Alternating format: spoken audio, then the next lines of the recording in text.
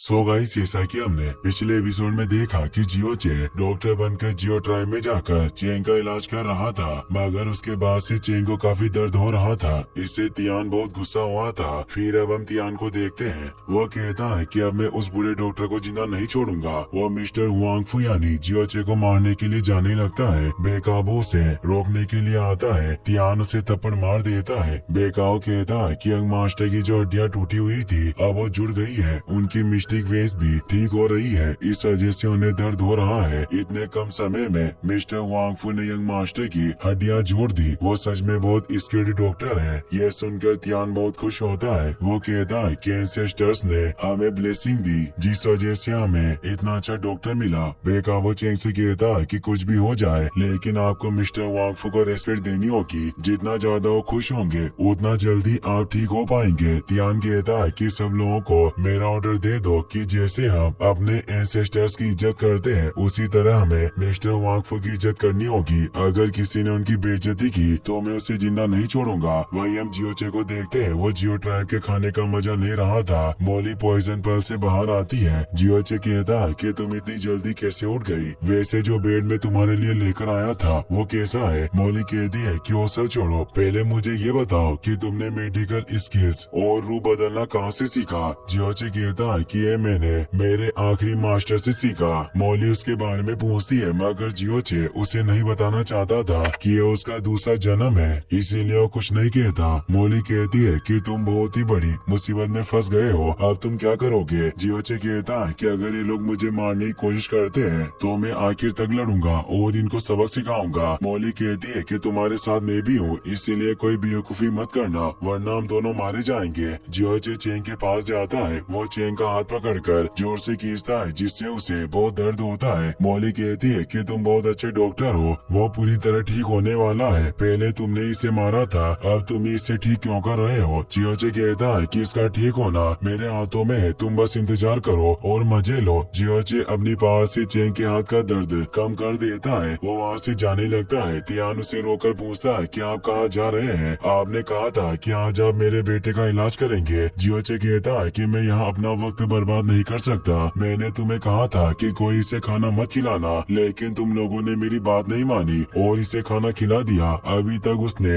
अपना मुंह भी साफ नहीं किया। तियान कहता है कि मेरी वाइफ लुओ चेंग से बहुत प्यार करती है। जब चेंग को होश आया तब वो बहुत कमजोर था, इसीलिए लुओ ने उसे खाना खिलाया। जियोचे गुस्से से कहता है कि तुम प्यार ही करते रह जाओगे और चेंग एक दिन मर जाएगा। क्या तुम यही चाहते हो? मैंने तुम्हारे बेटे की मेज को ठीक करने में बहुत मेहनत की, लेकिन तुमने इसे खाना खिलाकर मेरी मेहनत बर्बाद कर दी। यह कहकर जियोचे चेंग के हाथ पर मैजिक करता है, जिससे चेंग के हाथ में बहुत जोर से दर्द होने लगता है। वो जोर जोर से चीखने लगता है। उसकी हालत देखकर तियान घबरा जाता है। वो जियोचे से कहता है कि मैं जानता हूँ कि हमसे गलती हो गई, मैं उसकी सजा भुगतने के लिए भी तैयार हूँ, लेकिन चेंग अभी बच्चा है, उसे इसकी सजा नहीं मिलनी चाहिए, इसीलिए आप उसे ठीक कर दीजिए। जियोचे कहता है कि अगर तुम्हारी जगह कोई दूसरा इंसान होता, भले ही वो अपनी पूरी फैमिली के साथ घुटनों पर बैठकर मुझसे रिक्वेस्ट करता, फिर भी मैं उसकी मदद नहीं करता, लेकिन मैं तुम्हारे बेटी की हालत बर्दाश्त नहीं कर सकता। ये बिल्कुल मेरे पोते जैसा है। मेरा पोता भी तुम्हारे बेटे की तरह टैलेंटेड था, लेकिन जिन लोगों को गॉड प्यार करता है वो हमेशा जवानी में मर जाते हैं। भले ही मेरे पास ग्रेट मेडिकल स्किल है जिससे मैं दूसरे लोगों को बचाता हूँ, मगर मैं अपने पोते को नहीं बचा सका। जियोचे चेंग के पास जाकर कहता है कि तुम भी बिल्कुल मेरे पोते की तरह दिखते हो। उसका नाम हुआंगफू चेंग था और तुम्हारा नाम भी चेंग है। जब मेरे पोते की डेथ हुई उसकी उम्र भी तुम्हारे जितनी ही थी। तियान कहता है कि सब गॉड की मर्जी से हो रहा है। वो चाहते हैं कि आपको आपका पोता वापस मिल जाए। आपको आपके पोते की बहुत याद आती है। आज से चेंग आपका पोता होगा। जियोचे कहता है कि मैं चोरी कर सकता हूँ, लेकिन ऐसे किसी के बेटे को अपना पोता नहीं बना सकता। ये बहुत गलत बात है। तियान कहता है कि मैं आपसे रिक्वेस्ट कर रहा हूँ, इसीलिए मना मत कीजिए। मैं उसका डेड हूँ और यही मेरा फैसला है। तियान चेंग से कहता है कि मिस्टर वांगफू को दादाजी कहकर बुलाओ। चेंग जियोचे को दादाजी कहता है, जिससे जियोचे बहुत खुश होता है और रोने का नाटक करने लगता है। बेकाओ इसके लिए सबको बधाई देता है। तभी जियोचे फिर से चेंग पर अटैक करता है, जिससे उसे दर्द होने लगता है। तियान जियोचे को ये सब ठीक करने के लिए कहता है, तो जियोचे अपनी मैजिक से चेंग को हवा में उड़ा देता है और उसे उल्टा सुला देता है। फिर जियोचे चेंग का हाथ पैर पकड़कर उसकी मसाज करता है, जिससे चेंग को बहुत दर्द होता है। दरअसल जियोचे चे बस उसके मजे ले रहा था। मोली कहती है कि ये सब बहुत ज्यादा हो गया, अब उसे छोड़ दो। जियोचे कहता है कि अभी तक मेरा बदला पूरा नहीं हुआ है, तुम बस देखते जाओ। चेंग का जो हाथ टूट गया था वो उसे हिला पा रहा था। ये देखकर सब खुश होते हैं। जियोचे कहता है कि अब चेंग की मेडिसिन का वक्त हो गया, क्या तुम्हारे पास लाइफ सेविंग हर्ब से?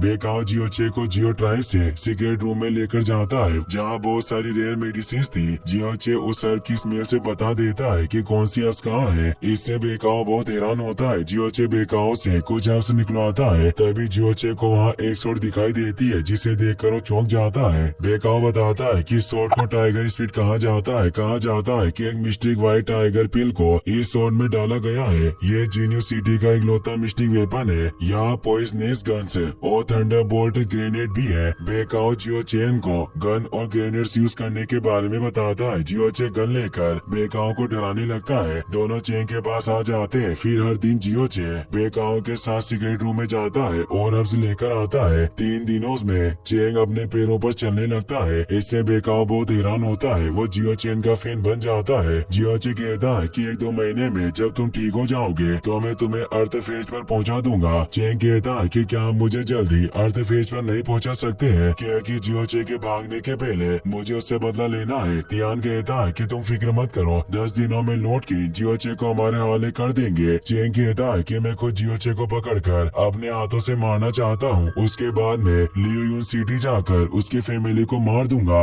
अगर मैं ऐसा नहीं करूँगा तो सब लोग मुझे कमजोर समझेंगे। जियोचे कहता है कि अगर तुम्हें जल्दी ठीक होना है तो तुम्हें पावरफुल मेडिसिन खानी होगी। उसके लिए हमें एक ड्रैगन पिल की जरूरत होगी। ये सुनकर तीनों चौंक जाते हैं। बेकाओ कहता है कि पूरे तियानजुआन कॉन्टिनेंटल में बहुत कम ड्रैगन पिल्स है, उसे ढूंढना बहुत ही ज्यादा मुश्किल है। जियोचे कहता है कि सिटी में एक जगह पर ड्रैगन पिल है, उसका नाम ह्यू चेम्बर कॉमर्स स्टोर है। तियान पूछता है कि आप शेन वांग एम्पायर से आए हैं तो आपको ह्यू चेम्बर के बारे में कैसे पता? जियोचे कहता है कि तुम अभी मुझे जानते नहीं हो कि मैं कौन हूँ, मुझे सब चीजों के बारे में पता होता है। तुम ह्यू चेम्बर में ड्रैगन पिल लेने जाओगे लेकिन स्टोर का मालिक तुम्हें वो पिल नहीं देगा। तियान कहता है कि अगर पिल किसी दूसरे के पास होती तो हम उसे छीन लेते, मगर ह्यू चेम्बर से फाइट करना बहुत मुश्किल है। जियोचे कहता है कि तुम फिक्र मत करो, मेरे पास एक आइडिया है। जियोचे उन्हें वो करेंसी कार्ड देता है जो उसे ह्यू चेम्बर के मालिक पुए ने दिया था। जियोचे तियान से कहता है कि मेरी सारी बातों का ध्यान रखना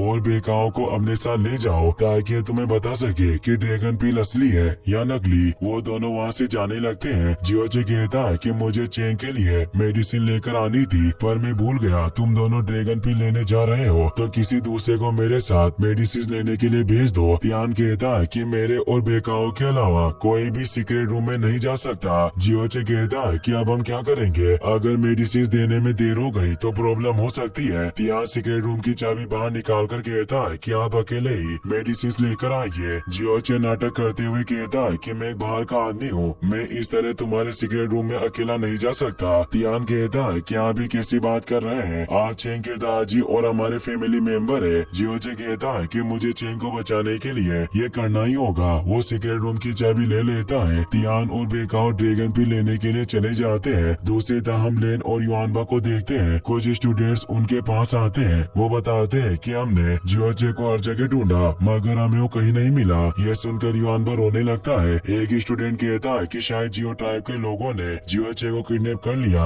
ये सब सुनकर लेन को जियोचे की बहुत फिक्र होती है। फिर हम जियोचे को देखते हैं। वो सीक्रेट रूम में चला जाता है। वो अपने मैजिक से सीक्रेट रूम की सारी मेडिसिन और हर्ब्स कर लेता है। वहाँ उसे थंडरबोल्ट ग्रेनेड और पॉइजनस गन भी मिलती है। वो उन्हें भी ले लेता है। जियोचे चेंग के पास जाता है। वो कहता है कि मैं तुम्हें कुछ बताना चाहता हूँ पर मुझे समझ नहीं आ रहा है कि मैं कैसे बताऊँ। चेंग कहता है कि मैं आपका पोता हूँ, आप मुझे कुछ भी बता सकते हैं। तो जियोचे अपने असली रूप में आ जाता है। उसे देखकर चेंग दंग रह जाता है। दूसरी तरफ हम तियान और बेकाओ को ह्यू चेम्बर में देखते हैं। वो पुए को करेंसी कार्ड देता है। उसे देखकर पुए को कुछ दिन पहले की बात याद आती है जब जियोचे एल्डर का रूप लेकर स्टोर में आया था। जियोचे ने पुए से कहा था कि जो कोई भी इस कार्ड को लेकर आएगा तुम उसे ड्रैगन पिल दे देना। पुए तियान को ड्रैगन पिल दे देता है। तियान और बेकाओ वहाँ से चले जाते हैं। रास्ते में जाते हुए दोनों मिस्टर वांगफू की तारीफ करते हैं। कुछ वक्त में दोनों जियो ट्राइब पहुँच जाते हैं। वहाँ सारे स्टूडेंट मिस्टर वांगफू यानी जियोचे को ढूंढ रहे थे। डॉक्टर गोंगसुन तियान को बताता है कि अचानक से यंग मास्टर मिस्टर बेहोश हो गए और उन्हें अभी तक होश नहीं आया।